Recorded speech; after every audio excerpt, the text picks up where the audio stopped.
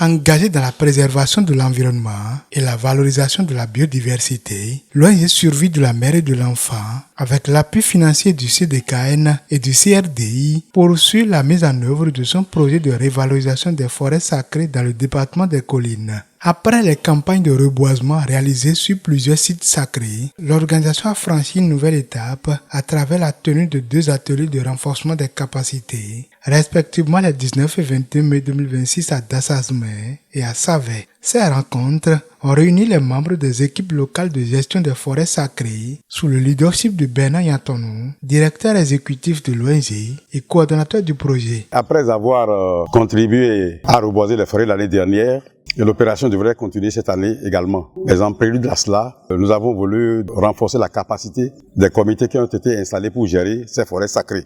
Donc il s'agit d'un atelier de formation sur un certain nombre de thématiques, notamment le fonctionnement d'un comité de gestion d'une forêt sacrée, la technique de mise en terre des plans, la co-gestion entre les communautés et l'administration publique, etc. Au cours de ces sessions, plusieurs modules techniques ont été développés par des spécialistes du domaine. Les participants ont notamment été formés aux techniques de mise en terre des plants, aux méthodes d'entretien et de suivi des plantations, ainsi qu'aux bonnes pratiques de gestion durable des forêts sacrées. L'objectif est de renforcer les compétences des acteurs communautaires afin de garantir la pérennité des actions engagées sur le terrain. Nous avons eu à communiquer avec notre communauté.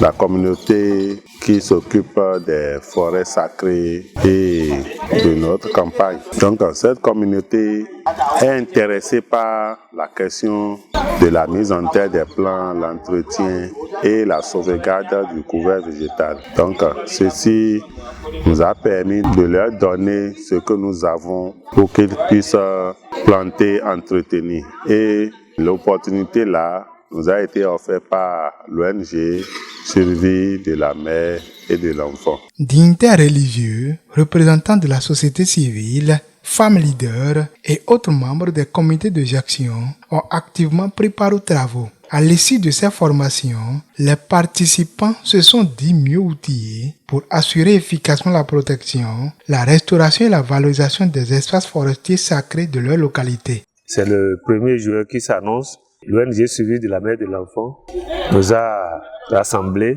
tout juste pour nous et apprendre comment mettre les plants en terre, comment les entretenir et aussi quelle doit être la configuration du comité de la gestion des forêts. Donc nous devons faire en sorte pour que nos forêts soient reboisées, que ce soit les forêts sacrées ou forêts classées.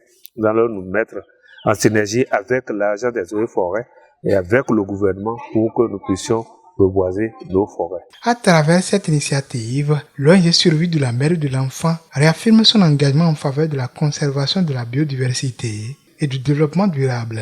Elle nourrit également l'ambition de voir cette expérience inspirer des actions similaires à l'échelle nationale avec un accompagnement accru des pouvoirs publics afin d'étendre ce modèle de gestion communautaire des forêts sacrées à d'autres départements du Bénin. L'autre appel, c'est en direction du gouvernement de notre pays. Disons que le projet ira à terme à la fin de cette année. L'idéal aurait été de faire l'effort nécessaire pour sa démultiplication au niveau des autres départements, parce que c'est le vœu des parties prenantes au projet depuis l'année dernière à l'occasion du 3e atelier de coproduction. Je remercie sincèrement M. Bernard Yantonou pour son effort dans notre pays, le Bénin. Les partenaires sont toujours la bienvenue. Nous avons remercié tous les partenaires parce que notamment le CDKN et ses partenaires que sont le CRDI et puis l'ambassade des Pays-Bas. Mais les vrais partenaires que nous remercions également, c'est les têtes couronnées et les rois qui ont accompagné le projet tout le long de sa mise en œuvre.